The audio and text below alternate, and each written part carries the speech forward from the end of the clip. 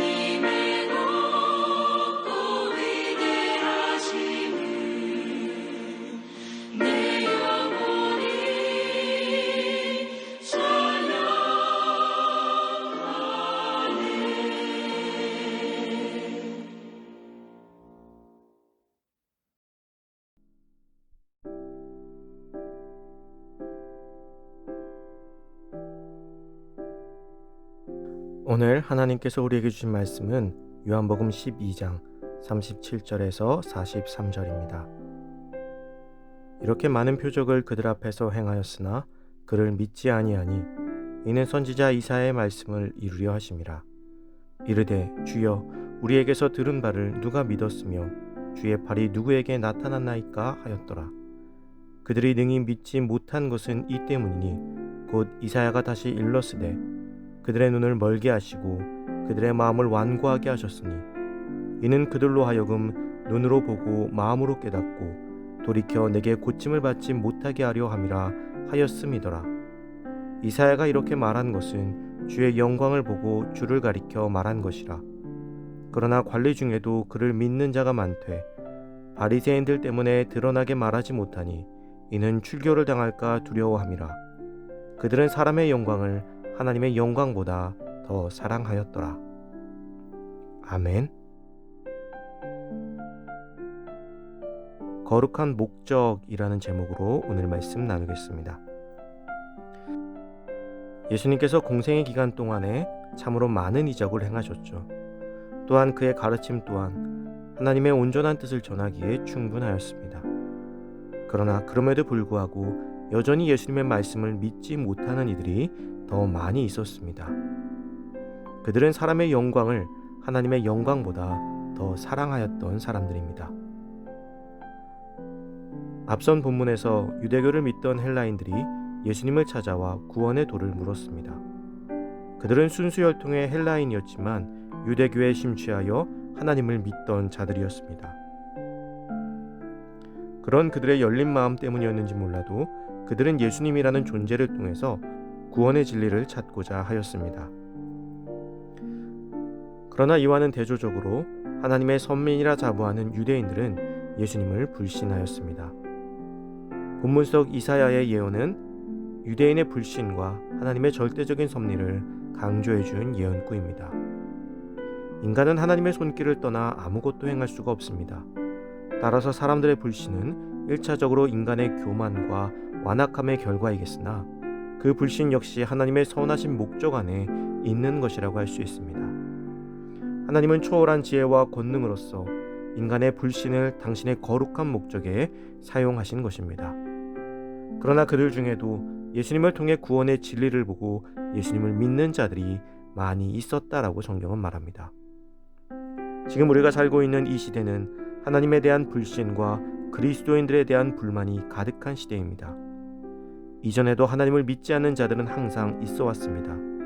하지만 그들이 대놓고 하나님이나 예수님의 이름을 함부로 부르며 불경건한 말을 하는 경우는 극히 드물었습니다. 그러나 지금은 하나님의 이름을, 예수님의 이름을 동네 친구 이름 부르듯이 부르며 저주하는 이들이 참으로 많아지고 있습니다. 그리스도인들을 향해 분노의 소리를 내는 이들도 넘쳐나고 있죠.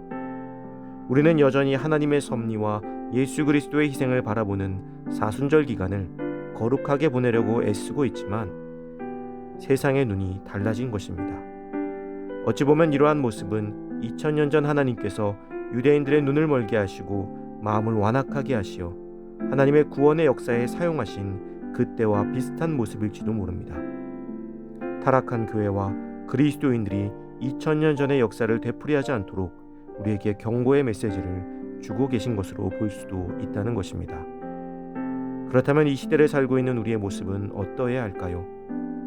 지금 우리는 이러한 세상 속에 억울함을 표출하고 우리의 의를 드러낼 것이 아니라 온전히 예수 그리스도의 십자가를 바라보며 회개의 자리로 나아가야 합니다. 그것이 하나님께서 지금 우리에게 바라시는 하나님의 거룩한 목적을 이루는 길일 것입니다. 사실 지금 우리가 할 수 있는 것은 많지 않습니다. 이미 불신과 분노가 우리를 향해 가득한 세상 속에서 우리는 하나님 앞에 온전히 회개하며 조용히 섬기는 자리로 나아가는 것이 최선의 길일 것입니다. 사랑하는 성도 여러분, 세상의 눈이 멀었다고 우리까지도 눈이 멀어 하나님을 온전히 바라보지 못하는 일이 벌어져서는 안 될 것입니다. 지금도 살아 역사하시며 구원의 거룩한 목적을 이루어 가시는 우리 하나님을 바라보며 오늘도 믿음 안에서 회개와 기도로 승리하는 귀한 하루가 되시기를 주님의 이름으로 축원합니다.